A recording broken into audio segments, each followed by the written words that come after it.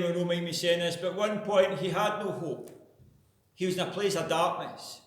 But through the grace and the love of our Lord and Saviour Jesus Christ, God reached out to him and lifted him from the place he's at. And what you're going to hear tonight, I hope, will be a message of hope, something that's going to stir up hope inside of you. So I'm going to ask you, please, put your hands together and give a traditional Cafe Oak welcome to my good friend Jamie. Bless you all.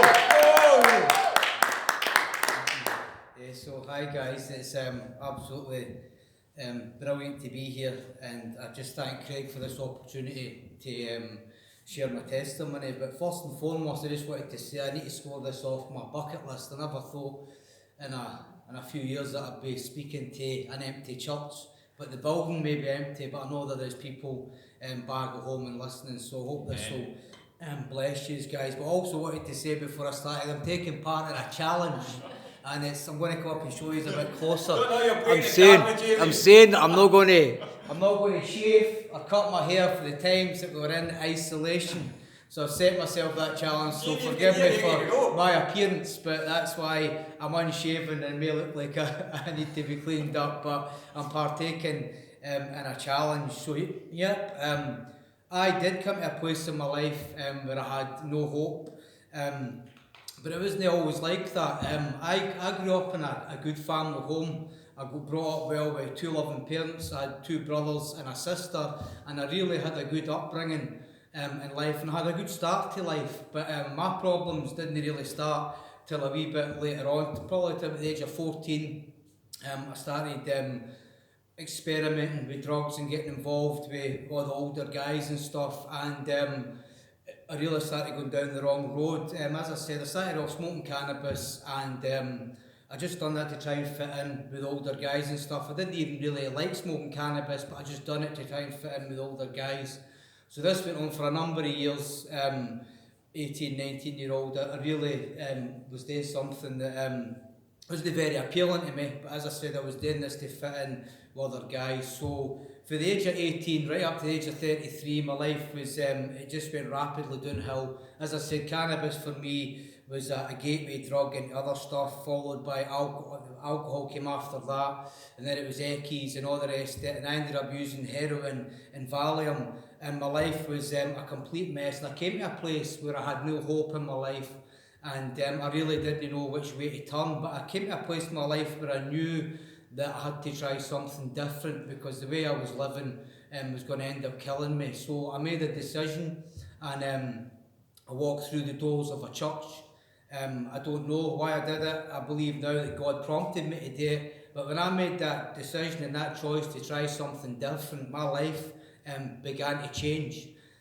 Through my years in addiction, I started believing a lie that I kind of spoke over my own life, and that was I'll never be able to get out of the mess that I was in, and that my life was unfixable. I had a lot of insecurities in my life, and I was speaking a lot of negative stuff over my life, and I was just feeding myself lies, and I was kind of brought me to a place of being completely broken. That's why I walked through the doors of a church.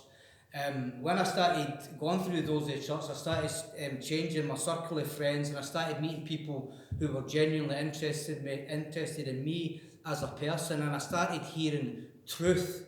So let me rewind that back. I started off telling myself lies for years, and my life was a complete mess. It wasn't until I started hearing truth about who God was and who I was that my life began to change. So I was in a place where God was starting to work on me, starting to bring healing into my life. I now know that it's God that set me completely free from drug addiction. I was trapped in addiction for, I think it was 18, 19 odd years. I'd walked out last week, and as I said, I never seen any way out of the mess that I was in, but I was going to be proved to be wrong in that situation. And once I turned to God and realised that I could have a life, that my life could be fixed, that's when things started to change for me. For many years though, my life was a complete mess, and I wouldn't listen to anybody, and I wouldn't listen to anyone. I had older people telling me that if you keep going on the road that you're on, you're going to end up in a lot of trouble, you're going to end up in a mess, but I wouldn't listen. I had a very arrogant and stubborn side to me, and I would not listen to anybody. So if I could go back and tell myself, my younger self, something now, it'd be listen to the advice of people who are older and wiser in your life. So yeah, I wish I had done that, but unfortunately I had to do things the tough way in my life. So I've always wanted to say this as well. There was always a desire within me today, good, but because of the addiction in my life, I was never able to follow it through, and I was never able to commit to nothing because addiction had a hold of me and was completely destroying me and stripping me from having any life at all. So once I managed to deal with my addiction, and I done that by going away to a place called The Haven, which is a Christian rehabilitation centre out beside Kilmacombe in Greenock. And once I went away in there and addressed my addiction issues, that's when my life really started to turn around, because I dealt with the addiction problem. And I believe if you're suffering from addiction this night, and until you deal with your addiction, your life isn't going to change, and you will need help and support doing that. So please, there's this saying going about that it's a sign of weakness. It's a sign of weakness if you ask for help. I actually believe it's a sign of strength when you ask for help. And you need to come to that place of realising, look, I need help and I need good people in my life. So I came to a place in my life, as I said, being completely broken. I broke myself up on a lie that my life could not be fixed. And it wasn't until I turned my life around and surrounded myself with good people and started having truth spoken into my life that my life began to change. I had an encounter with Jesus, and that's what changed my life. And in his word it says that he is the way, the truth and the life, and he is the truth that was enabling me to overcome the lies that I'd spoken over my life for years. It was him that broke the chains of addiction in my life, and it was him that set me free from that. As I says earlier, I think I am 5 years clean of heroin addiction. In October just passed, so maybe 5.5 years now, my life has been completely different. But I had to make some choices in my life. I had to face up to things, and I had to take responsibility for my life. And until I was in that place of doing that, my life was never going to change. You can't help somebody to change if they're not in that place of wanting help. So that's the important thing as well. You've got to want help, you've got to take responsibility, and you've got to be willing to let people come into your life and help you. And I had to put these things in place before my life changed. And it's through building a relationship with Jesus Christ that my life has changed. I had to come to a place in my life where I realised that the way I was living was wrong. The Bible states this as recognising that you're a sinner and that you're in need of God in your life. And once I came to that place and realised that, I just went after it with everything that I'd got. For those that are maybe trapped in addiction and are maybe listening to this, I always remember a doctor saying to me, and I believe this was God using a doctor to speak into my life, and the man told me, he goes, Jamie, you're a good guy. He goes, see if you could channel all the energy and all the effort you put into your drug addiction into something else. He goes, you would change your life. And that's what happened. Instead of putting time and effort into addiction, I started putting my life and effort into the things of God, and that's when my life changed massively. Everybody, I've heard people say we've all got a void inside us, and for years I felt it with drinking, drugs and all the wrong stuff. And until I started filling that void, which is only meant for God, my life never changed. So guys, I'm here to let you know that Jesus is real, and that I needed him in my life to get my life back on track. And a few months ago, maybe even longer than that, Craig had asked me to come here and speak. And I came here and I spoke about a thing called In Times of Trouble. And we looked at a couple of, and right now this is a time of trouble if you ask me. There's a lot of stuff going on in this world that can shake people, and it's maybe filling you with fear and terror. But when I spoke that night, we looked at a man called David in the Bible, and there's a couple of valuable lessons that we can learn from his life and apply into our lives as we go through these times of trouble. And these times of trouble is not just for the select few, they're affecting everybody.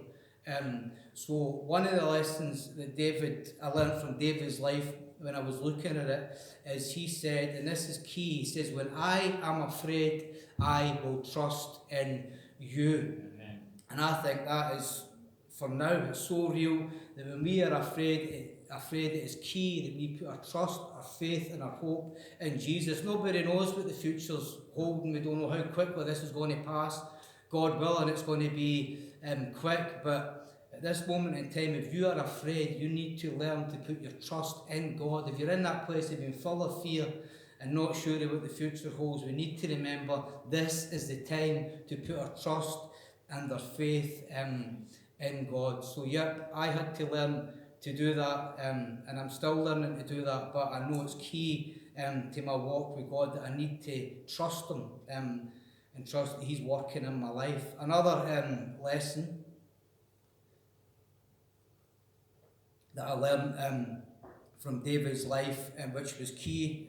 The backdrop to what I'm about to tell you is David was he was in a big time of trouble. He had all his friends had turned on him. He had guys after him, and he was really not in a very good place. But one thing that David learned, which is also key, David had learned how to encourage himself in the Lord.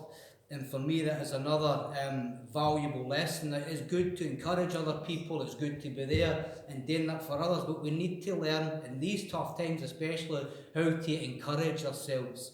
And I believe that is why this scripture is in the Bible. We need to learn to encourage ourselves when the going gets tough. And we need to learn to be building ourselves up and speaking life over ourselves, especially with the current circumstances that are going on. And we need to remember that God also is our shelter in times of trouble also. But yeah, so for years my life was, I lived in a time of trouble. I was in addiction, and it totally stripped me of having a normal life.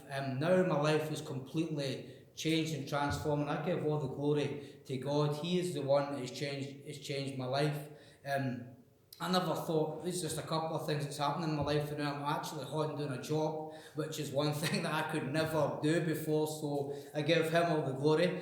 I'm holding doing a job, I've been driving for 2 years now, plus I'm engaged to be getting married also, and I was due to be getting married in a couple of months, but unfortunately with everything that's going on, that'll not probably be till hopefully early next year. So yep, I'm engaged, I'm getting married, I've running my own house, I'm holding down a job. These things may seem like nothing to other people who already got these, but for a guy who never had any of these things, as I said, remember, I thought I would never be able to have a decent life. I've got all these things back, plus I have a relationship with God, which is key in all of this. If I was stripped of everything else and just left with that, I believe and know that He would get me through, because He looks after us and keeps us safe in our lives. And I just wanted to finish with this, and it's a promise in God's in His word, and it's for everyday living. It's not just for the now, but let's put it in today. Everything that's going on right now, let's apply it to our lives right now. And it's a promise in God's word that if we remain in Him, that He will remain in us. I believe this time of isolation is the enemy could use it for bad, but I believe God can use it for good. This is the time when we need to seek God's face in the secret place. I truly believe that if we get this bit right, that amazing things are going to be happening in this world. That we can just learn to seek God in the secret place, I believe good things are going to happen, guys. So I thank you for this opportunity to share my testimony. Yep, it's the first time I've partook in something like this, but as I said, I can strike it off my bucket list. And I'm just thankful for this opportunity to share about what God is doing in my life, and I hope you are blessed by hearing how God has not only saved me, but He's in the process of transforming me and changing me, guys. So thank you for listening to my story, and hopefully I'll see you all soon. God bless. Amen. Magic. Bless you, Jamie. That was fantastic. So, like we said at the start, Cafe Hope, it does exactly what it says in the tin. It offers people hope.